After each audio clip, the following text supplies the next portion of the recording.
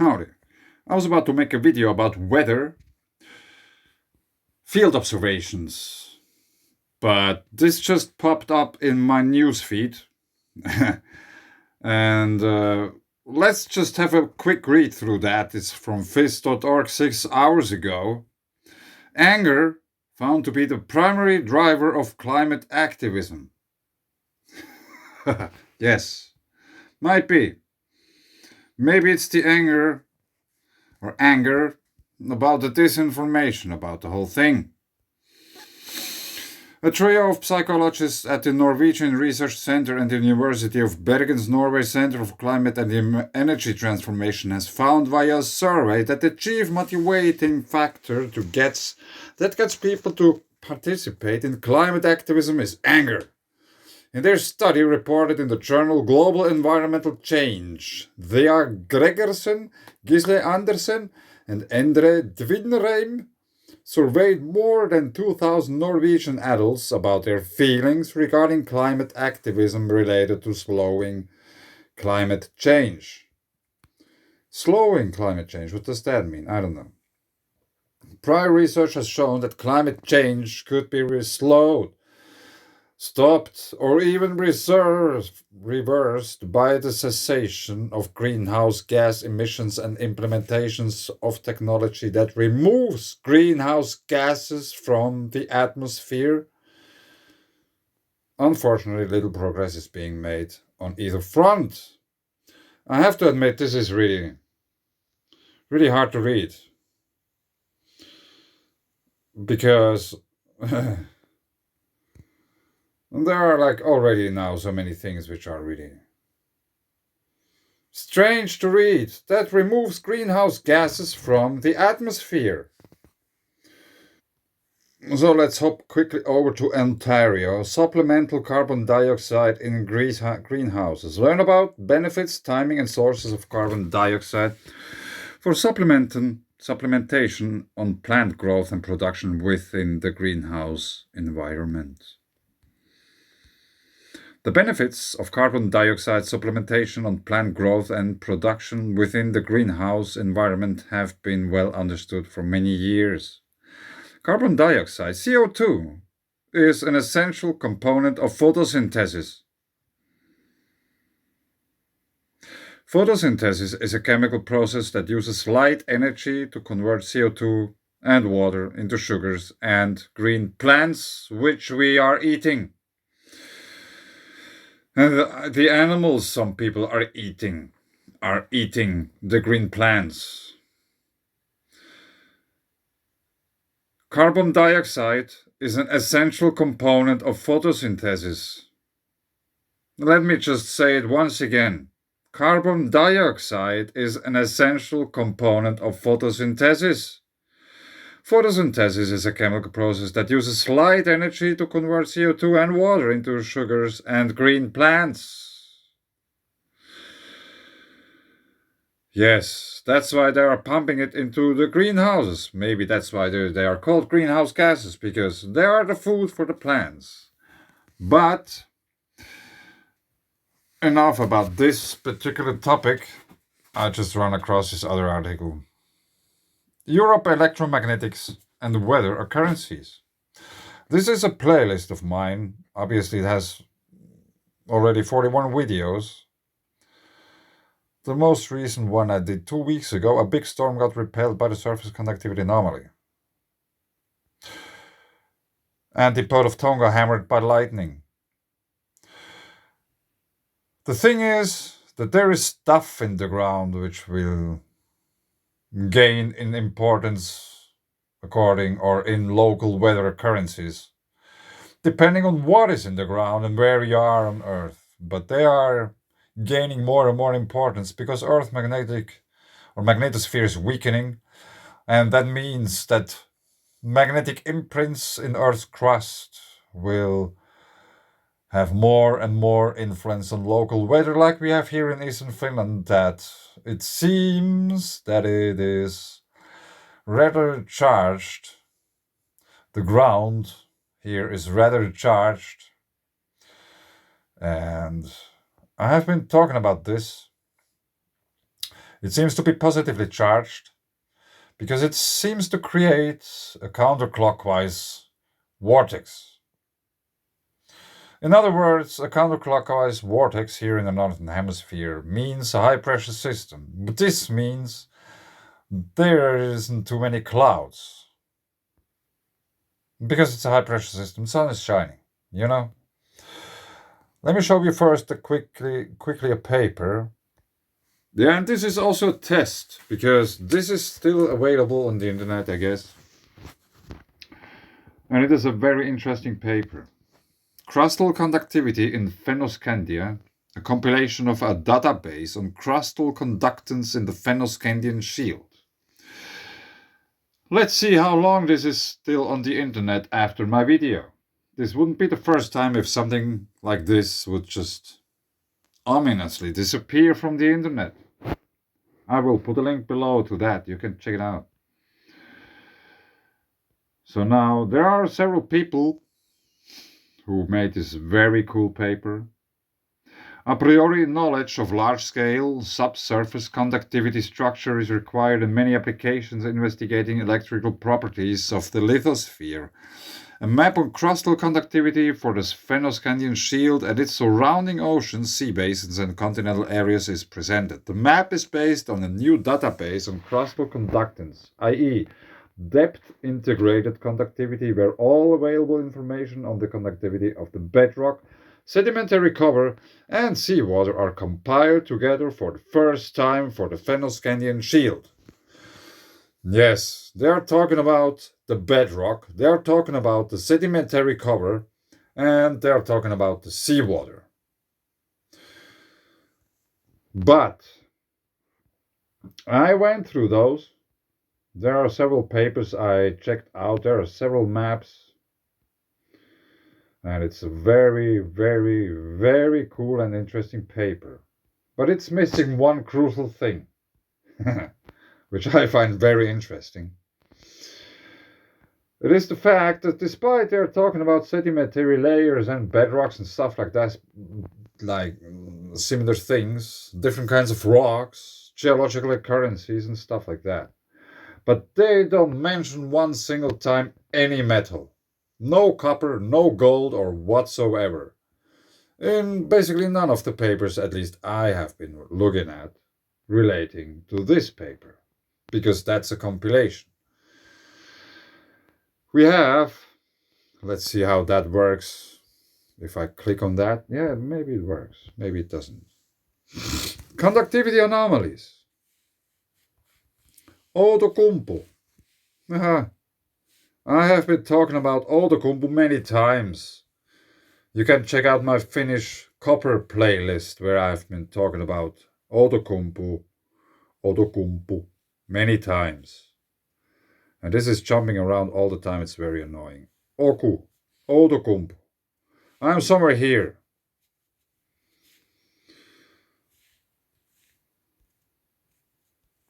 We have unit arrows, reversed real arrows. No, I don't know. Conductivity anomalies. Outokumpu and southern Finland. And these seem to be this kind of telluric currents, streams, which are going in the direction they are pointing to. And if you talk about weather, very often we have bad weather here. If there is any bad weather, it happens in Helsinki and these kind of regions. And on the other hand, no, it's not on this map. Let's see how we can go. Yeah, it's like that. There are other maps, but that's a rather interesting one. These two surface conductivities, which are marked here on this map.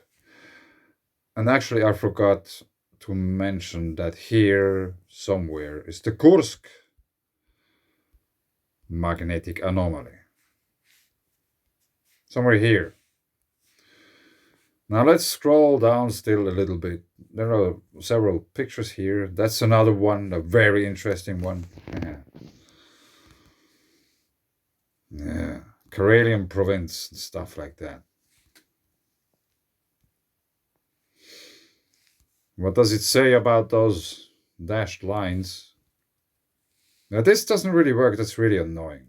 Dashed black lines show. Yeah, check it out. Every time I touch it jumps to something.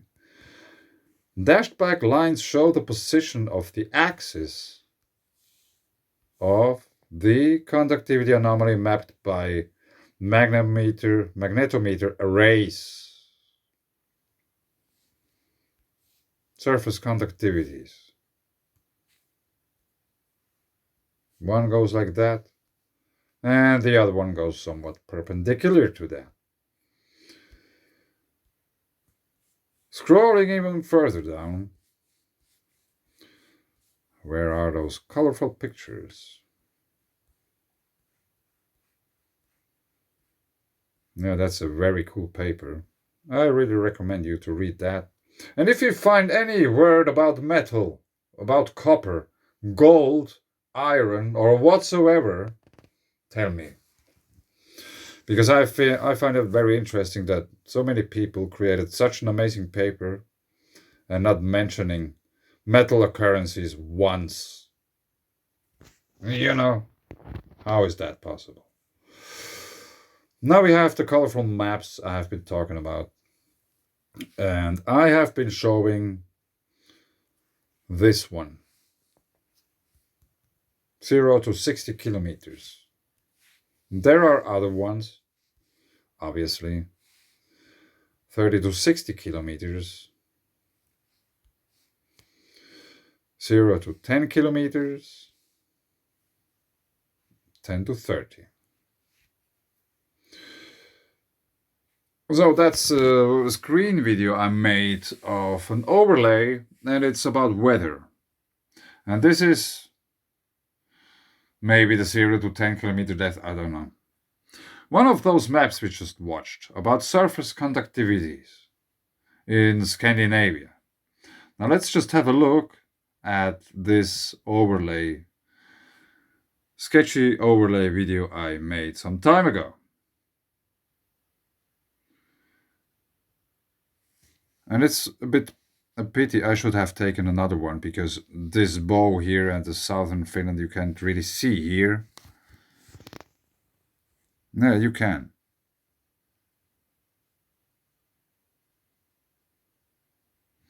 And this is a very repetitive weather pattern. It seems that this area here seems to, in a way, deflect the clouds. There aren't many clouds. Well, they just dissipate very often. And I find it very interesting. It took me some time in order to figure out why it's so. But it just does the thing it does. And I have been pondering about this thing since quite a while. I made several videos, obviously. Let's see when 2 years ago.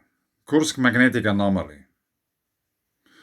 Since about 2 years I'm pondering about the whole thing, and the copper playlist, Finnish Copper playlist, is developing very well. Because there has to be a reason why there is a surface conductivity anomaly here. And I probably figured out a reason why. So that's the original reason why there's not so many clouds here often. And what do I mean by that about the clouds not really coming here? Let me show you some field observations from today, 2 hours ago or something. Field observations. I am in the middle of the lake, so it's not really a field observation. But anyway, just take a look at the edge, or however you want to call it. You can see the clouds, and you can see that there's a boat.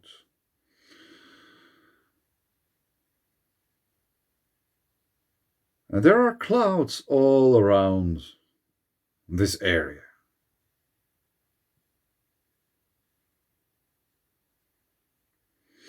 But if you look straight up, they are just really sparsely clouds just above the head.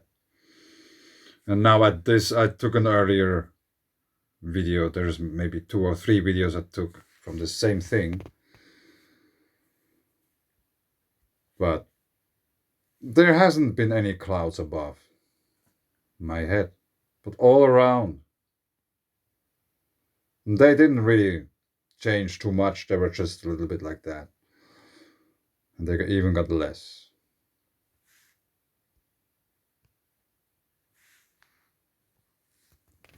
And that's a video just before going back to the land. There was like very interesting stuff going on in the atmosphere.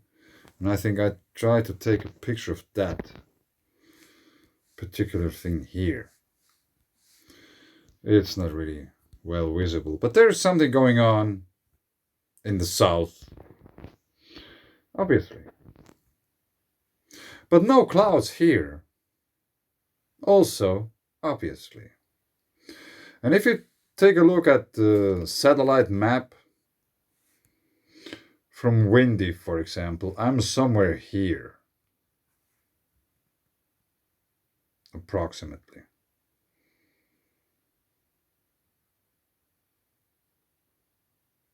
And there's obviously something really strong going on. There's something pushing from here, and it creates this bow-shaped thing.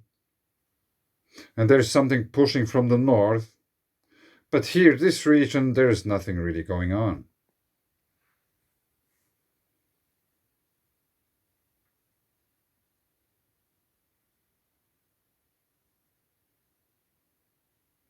Maybe later, or maybe it's just, once again, deflects whatever low pressure system is trying to come here. And if we watch at this map here,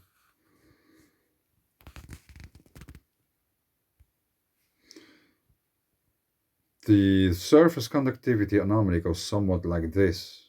So this border of these clouds is quite literally at the border of the surface conductivity of southern Finland. But the quality isn't that good that you could see anything here on this picture.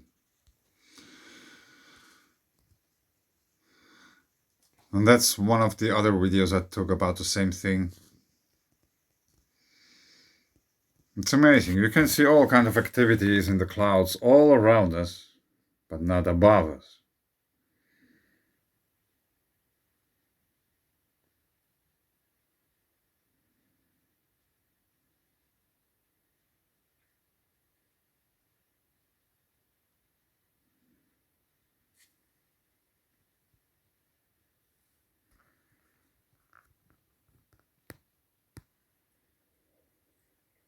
Within the lake.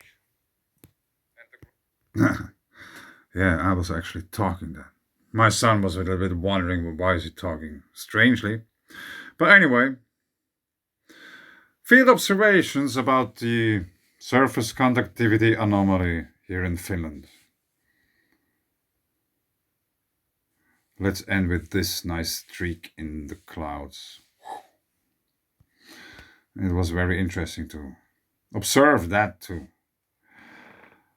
So, I just somehow think that all these kinds of surface conductivity anomalies should be investigated much more by professionals and stuff like that in order to create much more accurate weather forecasts and things like that.